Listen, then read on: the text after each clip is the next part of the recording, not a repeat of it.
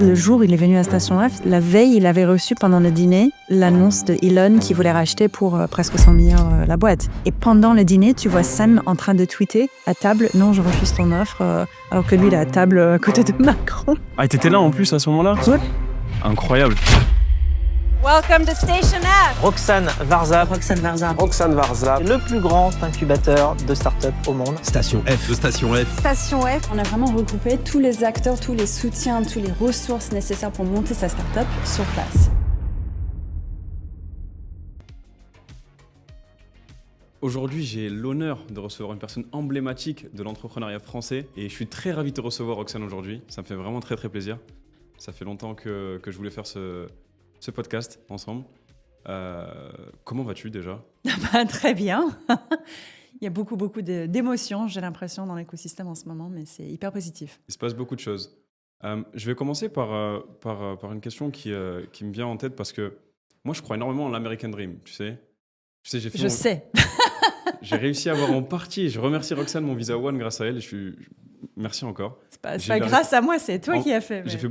En partie. Je t'ai soutenu, bien sûr. Et tu sais, je crois beaucoup à l'American Dream, mais moi, je voulais avoir ton avis. Tu es venue en France et tu es la directrice du plus gros campus au monde et qui est très central en France pour les startups et l'innovation. Est-ce que tu crois au French Dream ? C'est très marrant de le dire, mais en vrai, oui, parce que pour moi, c'était un rêve de venir ici. Et tout ce que j'ai vu et tout ce que j'ai vécu, c'était un rêve. Enfin, j'aurais pas pu imaginer ça quand j'ai quitté les US. Mais j'ai vu, c'est marrant parce que les gens, ils savent pas trop pourquoi j'ai quitté les US pour venir ici, si j'aimais bien les startups. Mais c'était vraiment pour tout construire et tout mettre en place. Et tout ce que j'ai vu se développer m'a tellement inspirée, m'a tellement impressionnée. C'est pour ça que je suis restée et je suis là aujourd'hui. C'est marrant parce que moi, j'ai envie de quitter Paris pour les US, tu vois. Écoute, je voulais te féliciter pour le Sommet de l'IA. C'est un événement que j'ai pu assister avec la venue de Sam Altman, Xavier Niel, fondatrice de MV, Lisa Wan, Mistral, vraiment de très belles, Macron aussi qui était là d'ailleurs, de très beaux invités. J'aimerais avoir ton retour sur l'organisation, comment ça s'est passé et qu'est-ce que c'est d'interagir avec des personnalités aussi importantes de l'écosystème IA. C'est un sujet qui m'intéresse énormément en ce moment, l'intelligence artificielle. Donc, qu'est-ce que tu en penses ? Écoute, moi, j'ai fait partie de l'équipe aussi qui organisait. Donc, on avait commencé il y a presque un an. C'était en avril ou mai 2024, à préparer, imaginer le sommet. Mais les choses se sont vraiment accélérées 2 ou 3 mois avant. On commence à vraiment voir du concret. Ouais. Ce qui est impressionnant, on a eu plein de gens de très haut niveau à Station F depuis le début, mais là, c'était une concentration autour d'un sujet qui fait parler le monde entier. 100%. Donc, j'ai l'impression que l'énergie qu'on ressent dans ces moments-là, c'est pas comparable à ce qu'on a vécu par ailleurs. Et puis, je pense aussi, ce qui était vraiment exceptionnel avec le sommet de l'IA, c'était... En fait, juste avant le sommet, il y avait un peu de pessimisme dans l'écosystème. On voyait les annonces de Stargate aux États-Unis, on voyait l'annonce de DeepSeek en Chine. On avait l'impression d'avoir raté quelque chose ici. Et on a commencé le sommet avec l'annonce de 109 milliards d'investissements en France dans l'IA. Je pense que ça a complètement changé les choses. C'est marrant parce que c'est une bonne transition parce que on voit vraiment exactement les États-Unis avec Stargate, la Chine avec DeepSeek, qu'est-ce qui se passe ? Tu penses que l'Europe et la France peuvent suivre cette course à l'IA avec ces 110 milliards ? Quel est ton avis dessus ? Complètement. Et d'ailleurs, quand on creuse un petit peu les 500 milliards aux US, on ne comprend pas trop s'il y a vraiment les 500 milliards, sur quel délai. Ouais. Quand on regarde DeepSeek, les gens ils font des calculs différemment. Ils disent finalement, ce n'est pas 6 millions, c'est un peu plus, un peu moins. Donc, il y a de flou partout. Et même nous, avec l'investissement qui a été annoncé, j'ai l'impression que si on compare aussi avec la population aux US, on est complètement en lien avec le montant qui serait nécessaire pour nous d'être comparables. À l'échelle française, du coup. Oui, exactement. Ouais. C'est intéressant. On parle de plus en plus, tu vois, d'une IA européenne, tu vois. Tu penses, quels sont l'avantage compétitif que peut avoir la France face à ces pays, tu vois, comme la Chine et les États-Unis. Et quel domaine, tu vois, il y a beaucoup d'entrepreneurs qui suivent le podcast.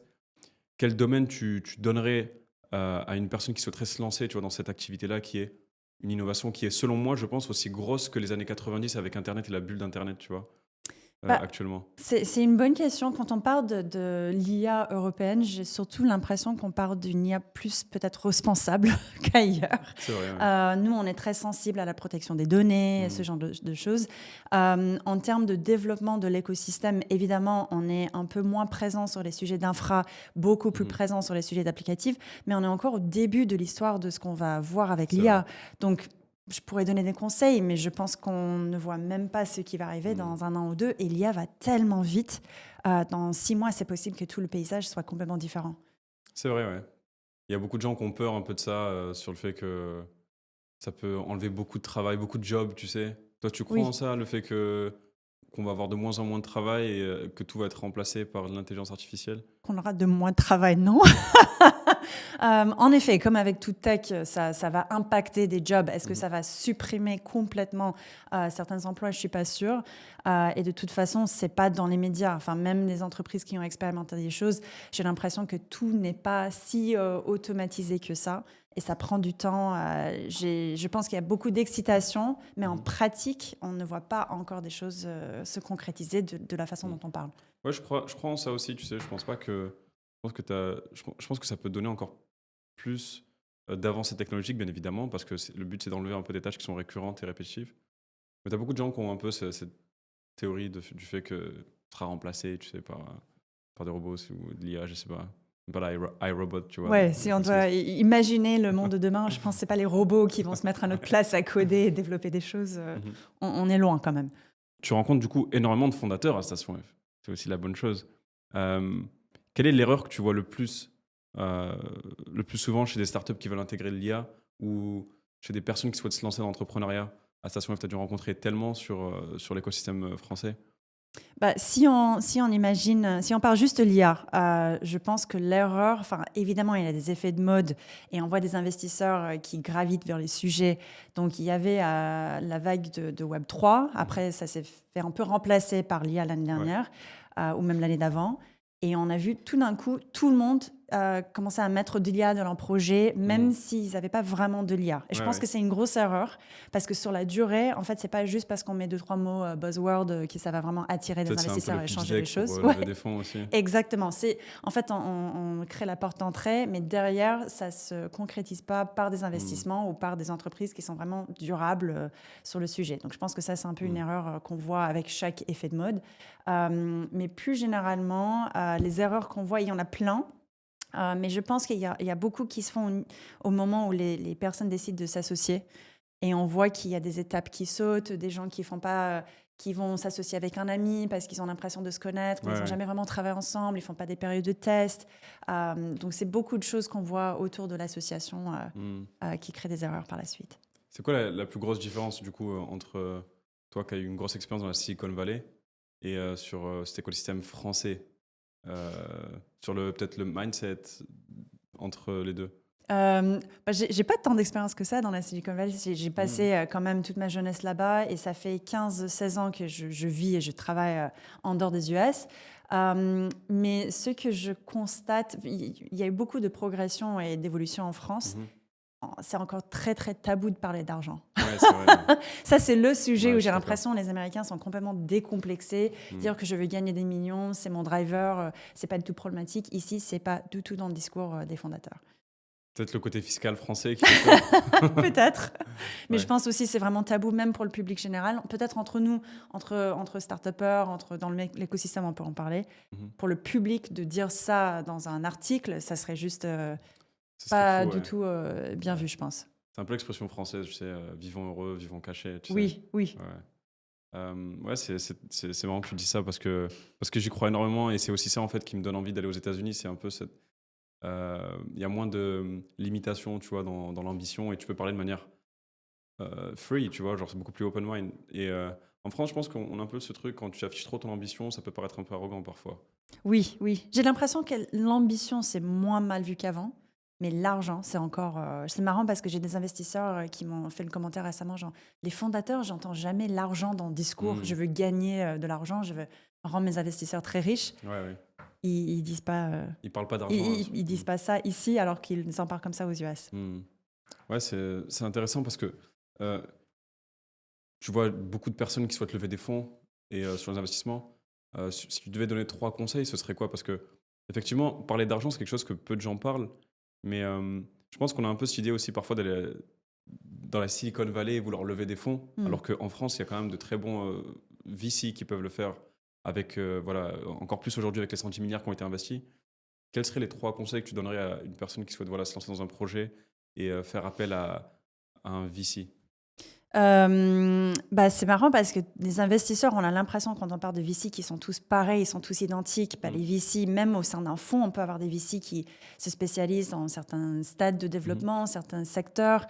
Donc, il faut vraiment bien choisir son investisseur et faire ses recherches. Juste spammer tout le monde avec son deck, ça va pas aller très loin. Avoir une thèse d'investissement qui soit cohérente avec... Oui, mais vraiment faire ses recherches. Et je vois aussi, il y a beaucoup de fondateurs qui me contactent pour avoir des mises en relation. Mais c'est le travail du fondateur de bien connaître les investisseurs, les fonds et de bien les cibler. Bien sûr. Donc moi, je rappelle ça tout le temps. Mais sinon, ce que moi, je pourrais dire et ce que moi, j'aime quand je reçois un dossier, parce que je fais aussi parfois des petits chèques dans quelques startups, j'aime bien voir une équipe qui avance très rapidement, qui sait exécuter. J'aime bien voir des équipes souvent qui ont déjà vécu une expérience professionnelle ensemble, même si ce n'est pas forcément ça qui va aider la boîte à réussir. J'aime bien voir le lien avec le sujet en question, pourquoi ils ont choisi ce sujet, qu'est-ce qu'ils ont compris que les autres équipes n'auraient pas compris ou pas vécu. Donc, c'est souvent ces éléments que je vais essayer de regarder. Donc, c'est peut-être souvent des éléments qui sont en lien avec les fondateurs. Oui, exactement. C'est intéressant que tu dis ça parce que on en parlait, tu vois. Souvent, je pense, des gens ont cet esprit de vouloir... Ce qui est important sur le produit, mais je pense que les fondateurs ont plus d'importance que le produit, du coup. Je veux dire que l'idée, entre guillemets. Comme moi, j'investis vraiment très, très tôt. Moi, j'investis en early stage. Le produit, il existe parfois même pas. Oui, les fondateurs sont extrêmement importants. Leur histoire est très importante. Et ce qu'il ne faut pas oublier aussi, c'est que le deck, il est tellement important parce que quelqu'un va faire un avis sur quelques images, quelques slides, quelques logos. Et c'est ça qui va mettre le ton pour l'investissement. Je pense que... Moi, je pense souvent que l'idée n'a pas forcément d'importance. C'est surtout l'exécution qui prime. Je pense que si tu t'aurais donné, dans les années 90, le même Amazon ou Airbnb ou Facebook, je ne pense pas que ça aurait été la même chose si c'était les mêmes fondateurs. Oui. Quel est ton avis sur ça? Tu penses que... C'est complètement vrai. Et on a même des exemples en France. Deezer, c'est le concurrent de Spotify. Dailymotion, c'était le concurrent de YouTube. Bon, évidemment, dans des marchés très, très différents. Ce n'est pas que l'exécution qui compte dans cette histoire. Mais évidemment, ça a beaucoup impacté la trajectoire de chaque entreprise. Qu'est-ce qui manque à la France, je dirais, tu vois, pour aller aussi vite que cette startup nation sur le marché américain? Tu vois parfois des acteurs qui vont tellement vite sur le marché américain.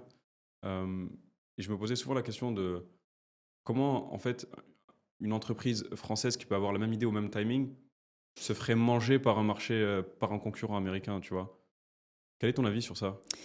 C'est marrant parce que j'ai aussi l'impression qu'en France, on va de plus en plus vite. Donc, cet écosystème avance vraiment, vraiment très bien.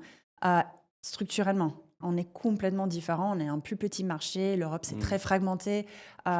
Et en fait, nous, aujourd'hui, ce qu'on fait en termes de réglementation pour faciliter les choses aussi, c'est souvent on s'inspire des US. On n'est pas en train de regarder ici quelle serait la stratégie vraiment pour attirer encore plus. Je pense qu'il faut faire un effort supplémentaire et pas juste répliquer ce qui est fait ailleurs parce qu'on a toutes ces langues, toutes ces cultures, toutes ces différences. Et on n'est pas encore dans cet état d'esprit. Ouais, totalement.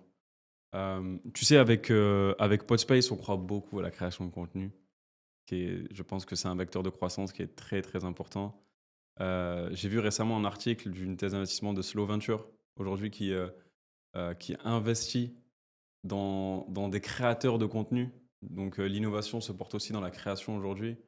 Est-ce que tu penses que l'avenir de l'entrepreneuriat, c'est aussi un lien direct avec, tu vois, peut-être les réseaux sociaux? Aujourd'hui, on crée du contenu à Podspace. Quel est ton avis sur ça? Mais moi, je suis tellement fan de contenu et je pense aussi tout ce qu'on appelle les créateurs aujourd'hui. Ce sont des créateurs de contenu, les personnes qui sont sur TikTok et sur les différents réseaux. Il y a plein d'exemples de personnes qui, par la suite, ils ont pu développer vraiment des empires. Et il y a même un podcasteur que j'admire énormément, c'est Harry Stebbing, qui a commencé à l'âge de 16 ou 18 ans, je ne sais plus, juste avec un podcast simple sur les VC. Et aujourd'hui, il gère un fonds de plus de 400 millions. Donc voilà, on a des histoires qui sont incroyables et qui commencent toujours par le contenu. Donc j'y crois énormément. C'est cool que tu dis ça parce que j'y crois énormément, bien évidemment. On a Space, on fait du contenu. J'espère. Ouais. Et tu vois de plus en plus MrBeast, tu vois, maintenant avec Feastable. Tu vois de plus en plus d'entrepreneurs qui lancent des marques Oui. ou des entreprises au travers, tu vois, la création de contenu. Je pense que c'est un vecteur voilà, de croissance qui est très, très important et qui serait difficilement remplaçable demain. On voit de plus en plus de startups qui essayent de se démarquer et je pense que la démarcation, elle passe par l'authenticité, tu vois. Oui, complètement, complètement. Et je pense que beaucoup d'entreprises aussi cherchent une voie, cherchent à vraiment communiquer sur leurs valeurs. On parle beaucoup de valeurs d'entreprise, mais en fait, c'est pas juste 3 mots qu'on met sur un mur. En fait, il faut vraiment les montrer et s'exprimer sur ces valeurs. Et je pense qu'il n'y a pas mieux que le contenu pour le faire. J'ai un petit jeu rapide Mince. que je voulais faire.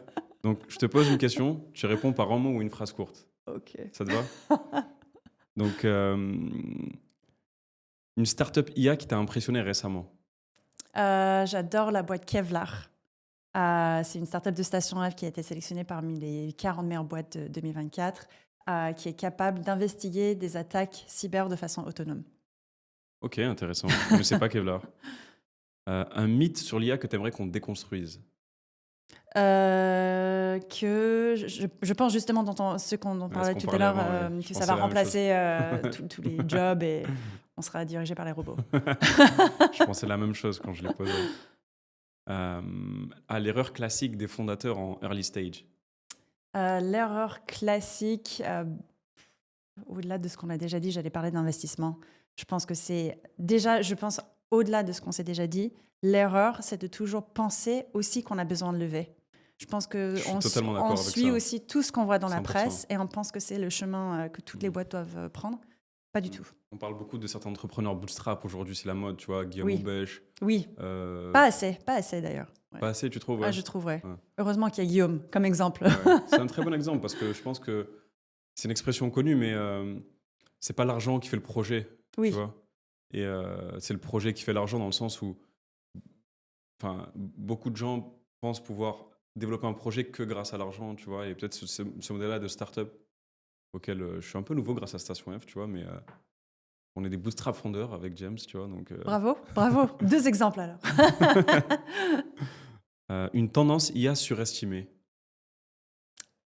Surestimée. J'en ai quelques-unes en tête, mais... Surestimée, écoute...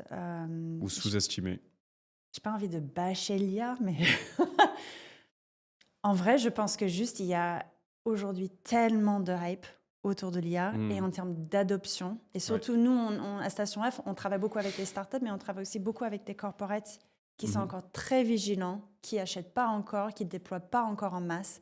Je dirais que ce n'est pas surestimé, mais les preuves sont plus lentes à se mettre en place. L'adoption, en tout cas, on voit ça de façon plus lente. Et du coup, une tendance IA qui est sous-estimée? J'ai envie de dire aussi l'IA. De façon générale. Ce que je viens de dire, ça montre que il y a de l'hésitation, mais il y a l'envie d'y aller. Et donc, je pense que ça va s'accélérer à un moment, mais on n'y est pas encore. Totalement. Je ne sais pas si ça répond totalement à la question. Mais...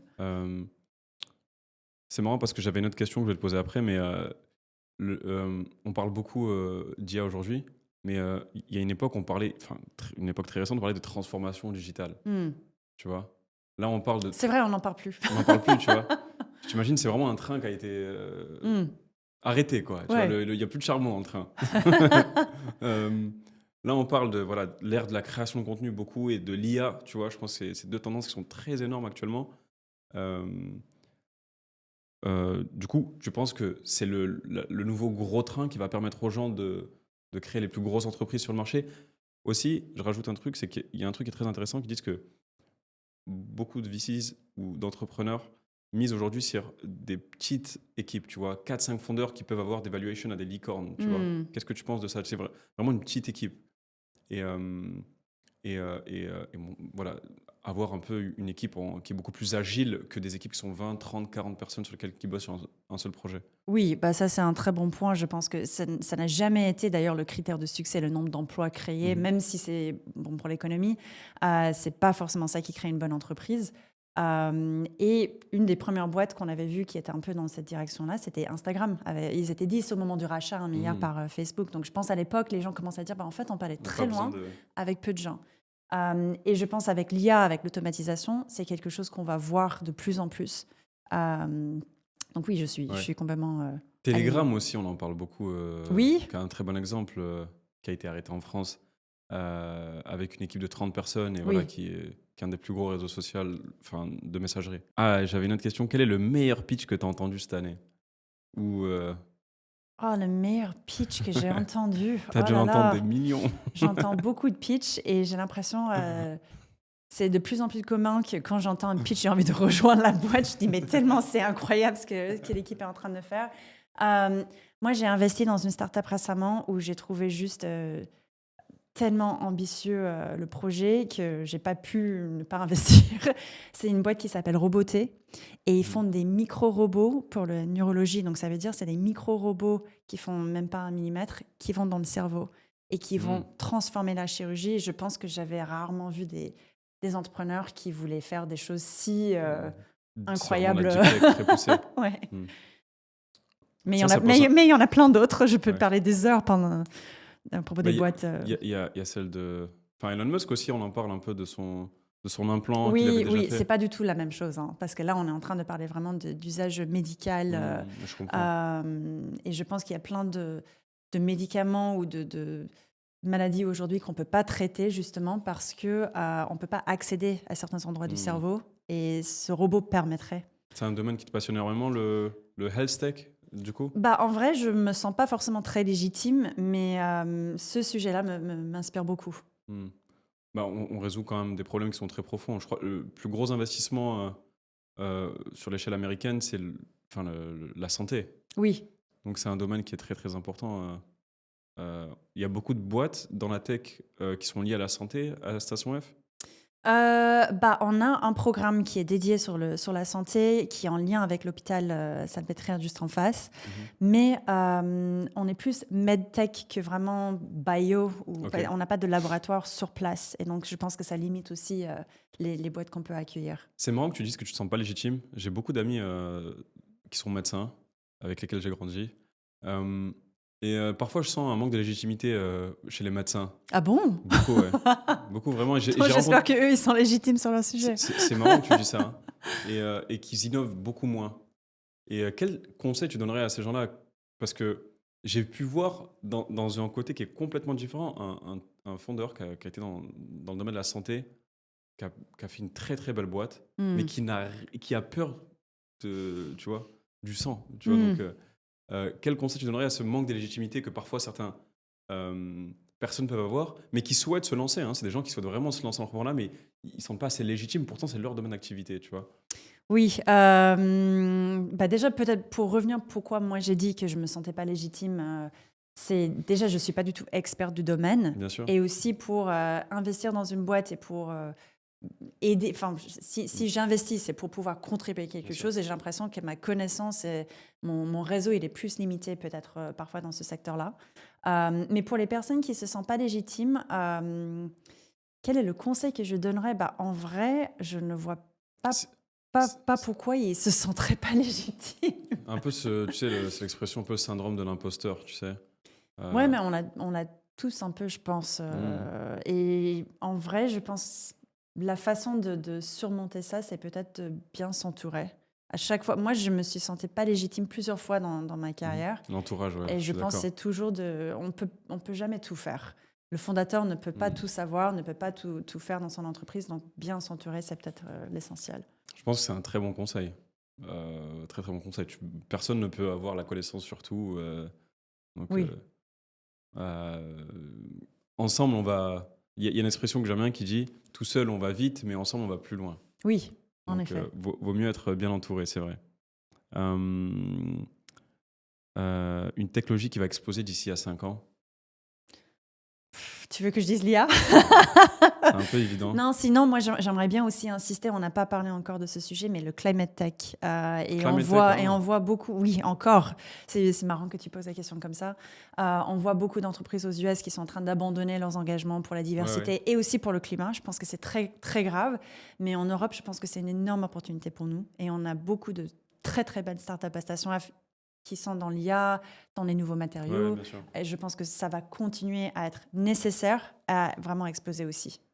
Je pense que Trump est en lien avec le fait que les États... Complètement. Pardon, je t'ai coupé la parole, mais oui. Ouais. Oui. Il a peut-être ce côté un peu plus capitaliste et qui souhaite tout faire pour de l'argent. Et tu connais l'expression, hein, les États-Unis innovent, la Chine copie et l'Europe régule, tu sais. Oui, On est oui, beaucoup dans oui. la régulation et le climat, c'est beaucoup de régulation pour le coup. Je suis ingénieur en génie énergétique. En plus, je connais bien ce domaine-là. c'est Tu vrai vois, j'ai bossé pendant 6 ans avant ça. C'est beaucoup d'entreprises qui sont fondées, en tout cas en Europe et surtout en France, autour des subventions ou tu vois.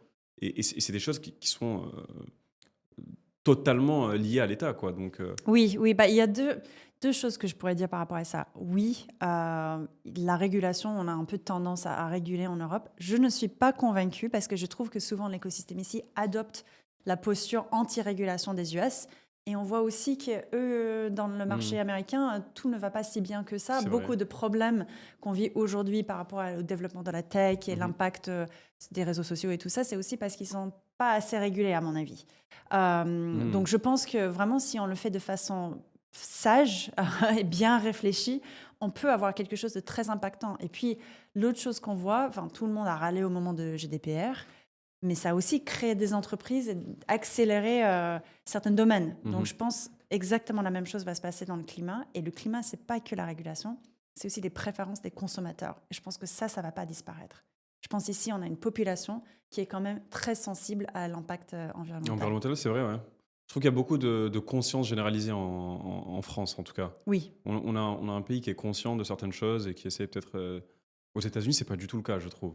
non, je suis complètement d'accord. Ouais. Mais il y a une partie de la population qui l'est et qui commence à regarder de plus en plus l'Europe. On le voit au niveau des fondateurs. Il y a beaucoup qui disent, en fait, je veux monter un projet climate. Je ne vais pas le faire aux US, le marché n'y est pas. Je Ouais. viens en Europe pour le faire. C'est super intéressant parce que le domaine du climat m'intéresse beaucoup pour l'innovation et je pense que c'est un gros vecteur de croissance, tu vois. Oui, je ne savais pas que tu avais ce parcours d'ailleurs. Ben, j'ai bossé avant de fonder Podspace, tu vois, j'ai fait des trucs. Euh, et du coup, ma question c'est quel conseil tu donnerais à des personnes qui souhaiteraient voilà, peut-être rejoindre le domaine du climat ou peut-être même du health tech et qui souhaiteraient rejoindre peut-être Station F parce que je pense que c'est un des meilleurs accompagnateurs qui puisse être sur le marché national et peut-être même mondial. Parce qu'il y a beaucoup, je pense, on voit souvent des entrepreneurs qui sont tout le temps dans les mêmes domaines d'activité et pas assez sur des innovations qui peuvent être disruptives, comme le climat, le health tech. Station F pourrait être un très bon accélérateur pour ça. Oui.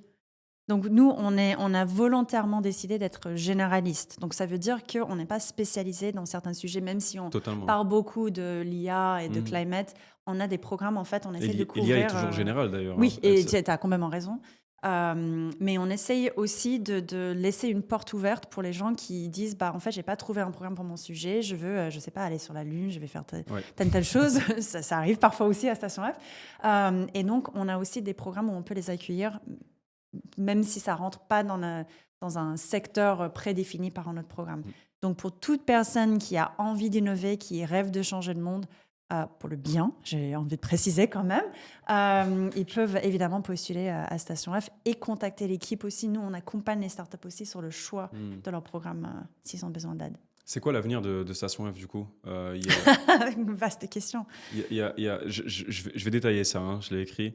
Il y a quand même beaucoup de choses qui sont très intéressantes qui sont en train d'être développées sur le secteur de l'innovation en France. Moi, je suis beaucoup ce qui se passe sur l'IA. Mais sur les prochaines années, quels sont les objectifs de Station F d'un point de vue, bien évidemment, un peu plus détaillé sur les entrepreneurs et les entreprises? Quels sont les secteurs d'activité qui sont le plus, je dirais, en lien d'investissement et de développement sur le marché français? C'est une très bonne question. Il y a 2 ans, on a décidé vraiment de renforcer nos efforts sur le climat, sur l'IA et sur le quantique. Ah, le Euh, quantique, computer Quantique quantique. aussi, ouais. Parce qu'on croit que en France, on a vraiment un potentiel d'être leader. Et c'est pas que la France d'ailleurs. Je pense l'Europe sur ces sujets assez fort. Euh, Ça rejoint un peu les différentes raisons qu'on a déjà évoquées. Je pense la santé aussi. On n'est pas assez fort encore sur la santé à la station F, mais on cherche à développer ce sujet. Mais c'est ces secteurs-là qu'on va essayer de renforcer. Intéressant parce que je pense que c'est un peu le hub qui permettrait voilà, à tout le monde de se lancer. Est-ce que vous avez des partenariats sur d'autres pays? Donc, en Europe, la France voilà, est très portée par Station F, Innovation. Euh, D'autres pays comme peut-être Berlin, Londres, où il y a un gros secteur d'activité qui peut se développer? Bah, nous, on est en contact avec beaucoup de pays. J'ai quasiment, je sais pas, 20 chefs d'État qui sont venus à Station F, qui ont dit, bah, nous, on va faire la même chose. J'en ai eu même qui ont annoncé que dans leur pays, ils lançaient Station C, Station Ah ouais. T. Mais qu'est-ce qui Nous, les attire de venir Bah, en fait, je pense qu'ils ont vu déjà l'écosystème français a changé. Je pense que Station F n'a pas été le seul acteur qui a joué dans ça, mais on a contribué. Je pense qu'on a rendu aussi notre écosystème très visible et accessible. Station F, c'est un peu la porte d'entrée pour les gens qui connaissent rien à l'innovation en France. Bien sûr. Et les autres pays qui cherchent à devenir un peu la France de demain, ils veulent faire la même chose. Mais nous, on a beaucoup de discussions avec les pays du Golfe. Ah, ok. Et aussi certains Bah, ils pays investissent en Asie aussi. Ouais. Bah, ils investissent énormément Oui. là en ce moment en France. Oui, Ouais. ils sont très présents. Ouais. Et c'est super intéressant. Et ce qui les attire, c'est quoi? C'est le côté un peu français de l'innovation ou... Bah, en vrai, je pense qu'ils cherchent aussi à prendre plus de place dans le paysage mondial. On voit les Émirats qui sont extrêmement avancés sur les sujets de l'IA, l'Arabie Saoudite qui finance le tout et qui est très Ouais, j'ai vu présent, ça. même si on pourrait ne pas avoir cette impression, ils sont dans tous les meilleurs fonds, tous les meilleurs investissements. Certains pays en Asie aussi, c'est pas que la Chine. On voit aussi le fonds Temasek qui est très visible, l'écosystème à Singapour très très fort. Donc oui, il y a des acteurs, Corée du Sud, pareil. C'est incroyable parce que il y a vraiment une portée mondiale, tu vois, dans ça.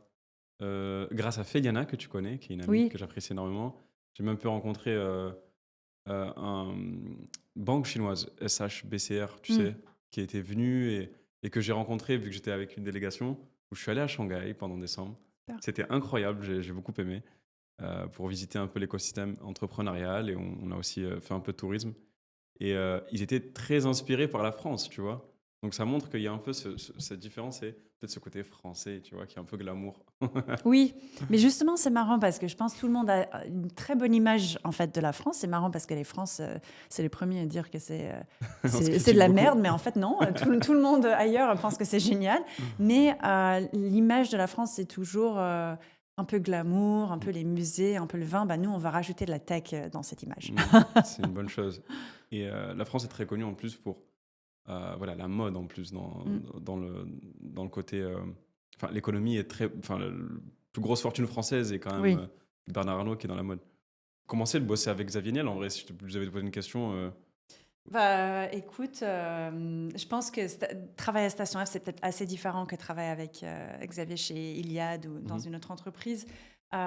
Mais depuis le début, il fait vraiment confiance, il donne énormément de liberté. Je m'y attendais pas. Donc, pour moi, c'est un plaisir. Mais Il a l'air cool en tout cas sur il Twitter. est très cool. Il est très cool. Ouais. Ouais. Super intéressant. Bah écoute, moi je trouve que c'est vraiment une très bonne chose en tout cas ce qui se passe sur l'univers français et j'espère que ça va continuer comme ça et c'est bien qu'il y ait un peu cet optimisme que les gens essaient de pousser. Comme tu disais tout à l'heure, tu vois, la France c'est un peu parfois un peu toujours dans la critique facile, tu vois.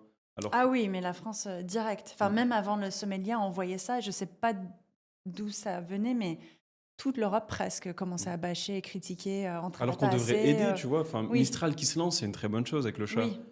Tout le monde devrait en parler, les aider, tu vois, comme il se passe avec la Chine, tu vois, DeepSeek ou OpenAI aux États-Unis. Je trouve qu'on le fait pas trop en France, tu vois, c'est très très dommage. Parce que honnêtement, j'aime beaucoup le podcast de Micode de Underscore qui parlait récemment avec le fondateur de Mistral et d'autres développeurs IA qui bossent pour Llama, tu sais. Hmm.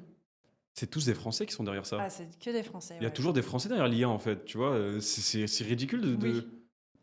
Je trouve pas ça choquant, toi, que... Ah bah on le sait, c'est marrant. Et c'est pour ça que critiquer cet écosystème ne fait pas trop sens pour moi. Euh, Hmm, mais je pense que c'est un peu juste un pessimisme. Je sais pas, généralisé. ouais, exactement. Et il faut qu'on change ça. Et Xavier serait le premier à dire il fait toujours des discours disant à quel point il est optimiste et il y croit et tout ce qu'il fait, c'est justement parce qu'il est optimiste. Et je pense qu'on a vraiment besoin de ça. Il a 100% raison et il faut rester sur une énergie positive. Les bonnes Ouais, énergies attirent les oui, bonnes énergies. oui, C'est comme ça qu'on croit et dans la Silicon Valley, il y a un peu ça, moi, je trouve. ouais. Il y a cette énergie de vouloir aller, on peut y arriver, pas possible, mais on va le faire, tu vois. Xavier Niel est le bienvenu, bien évidemment, à Podspace. Super. Et, On va le ramener. avec plaisir. Et on a essayé de ramener Sam Altman, d'ailleurs, Oui. avec un beau mail. Bon, on sait jamais, tu vois, qui ne t'entraîne à rien, tu vois. Mais moi, je suis très bullish, tu vois, par ce qui arrive. Et je pense vraiment qu'il y a de très belles choses qui vont arriver en France. Parce que même s'il y a un côté pessimiste, il y a toujours un goût de l'innovation. Hmm. Oui, je suis d'accord. Super intéressant. Je finirai par deux questions, mais quel conseil tu donnerais à quelqu'un qui hésite et qui souhaite se lancer dans l'entrepreneuriat? Toi qui as vu tellement de fondeurs passer par Station F. C'est marrant parce que je comprends parfaitement l'hésitation et je pense qu'il y a des moyens de tester avant de vraiment s'engager. Et je pense que ça permet de voir en fait si c'est une bonne décision. À l'époque, il y avait beaucoup d'événements de hackathons, de startup week-end qui se passaient le week-end où on n'avait pas besoin de forcément quitter son travail ou arrêter de faire ses études pour lancer une boîte, mais juste on se donne 48 heures. On se rend à un événement et on peut pitcher une idée et essayer de construire quelque chose et on voit si on aime ce genre d'activité. Donc ça, si ça existe encore, si on trouve un hackathon, ce genre de format, je conseille beaucoup. Sinon, il y a d'autres programmes et d'autres façons de faire. Il y a un programme à Station F qui s'appelle Entrepreneur First. Bon, en revanche, c'est à temps plein pendant plusieurs mois, mais on reçoit de l'argent pour travailler sur un projet pendant certains mois. D'accord. Et après, soit on continue et on reçoit un vrai investissement, soit on décide d'abandonner et faire autre chose. Mais c'est pas grave. Je pense toujours tester. On perd rien avec ce genre d'expérience. Donc ça, c'est le premier conseil que je donnerais, c'est de chercher un moyen de tester. Mais aussi, je pense qu'il y a beaucoup de gens qui pensent qu'il faut être fondateur. Et je mets un conseil que je pourrais donner, c'est, OK, si on n'est pas sûr, rejoins une startup, vois ce que c'est. Comme ça, tu auras vraiment de l'expérience sur le terrain et tu peux voir l'intérieur. Il y en a beaucoup aujourd'hui qui essayent de devenir chief of staff pour être bras droit du CEO. Et comme ça, tu vois vraiment ce que c'est le métier, le quotidien d'un fondateur. C'est intéressant. Ouais. Ça permet d'éviter de prendre ce risque de se lancer dans une activité peut-être qui n'a pas forcément de sens, mais déjà de trouver son sens et le construire au fur et à mesure. Oui. Ouais. Parce que c'est difficile d'entreprendre. Je pense que les gens ne se rendent pas compte, ça peut être très très difficile, on fait face à beaucoup de problèmes. Mais être bien entouré, c'est une très très bonne chose. Et je pense qu'avec Roxane, vous êtes très bien entouré à Station F. C'est adorable, merci. Merci infiniment d'avoir pris le temps d'être venu. Merci. Dernière question, c'est quel est ton avis sur Podspace? Du coup, on a pu créer ça en partie grâce à toi, tu vois. Donc, on est content d'avoir sorti ça de terre. C'était un très gros travail avec James qu'on a pu avoir sur les 6 derniers mois. Asfa aussi. L'équipe qui a aidé pour les travaux, Emmanuel, Mouna, j'imagine aussi. Je cherchais, pardon. Vraiment toutes ces personnes qui ont pu aider à sortir ce projet. Vraiment très content de pouvoir aider encore plus l'écosystème français à se lancer. On a pu le faire avec les autres bureaux. On l'a fait dans d'autres pays. Là, on aimerait le faire à plus grande échelle. Quel est ton avis sur Podspace? Écoute, j'espérais que tu allais me poser cette question. Nous, on est vraiment ravis pour plusieurs raisons. Déjà, je pense que l'histoire entrepreneuriale que vous avez vécue et que vous portez, c'est un message extrêmement fort et on a envie de le soutenir.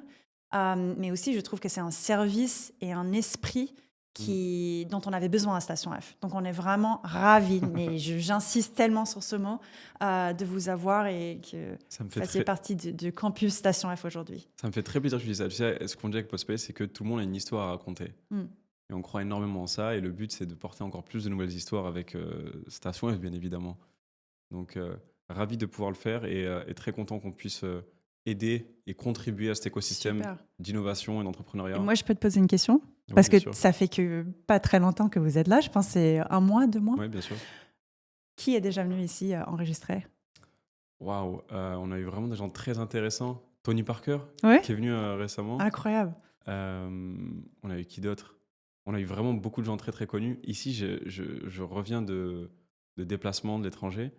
Euh, mais sur les entreprises là qu'on a pu voir passer, il y a eu vraiment de très très gros groupes. Super. Bah, bravo, parce que ça fait pas très Ouais. longtemps et j'ai l'impression que ça prend Mm. déjà extrêmement bien. C'est marrant parce que on cherchait peut-être au tout début d'accompagner des gros acteurs influents, et on en a accompagné beaucoup. L'ancien président de la République est passé, euh, des artistes très très connus, des athlètes, des gagneurs des Jeux Olympiques, tu vois, vraiment des gens très très connus. Mais ce qui me passionne le plus aujourd'hui, c'est plus, je dirais, accompagner des entreprises, tu vois. Je pense que c'est Mm. beaucoup plus passionnant parce que tu as un impact qui est beaucoup plus intéressant, je trouve. Et tu as beaucoup plus d'entreprises aujourd'hui qui sont en lien avec des créateurs de contenu. Mm. Et je mise beaucoup sur ça, moi. Je pense que l'entrepreneuriat de demain, ce sera beaucoup de créateurs de contenu qui fonderont des boîtes par leur authenticité, leur personal brand, tu sais. C'est une grosse tendance qu'on parle en ce moment, le personal branding. Mm. Donc, et ça peut être dans tous les domaines d'activité. Des avocats qu'on a reçus, des médecins, je ne sais pas, mais on a reçu des corps médicaux, tu vois, comme des kinés dans le sport. Donc, moi, je crois énormément en ça. Super.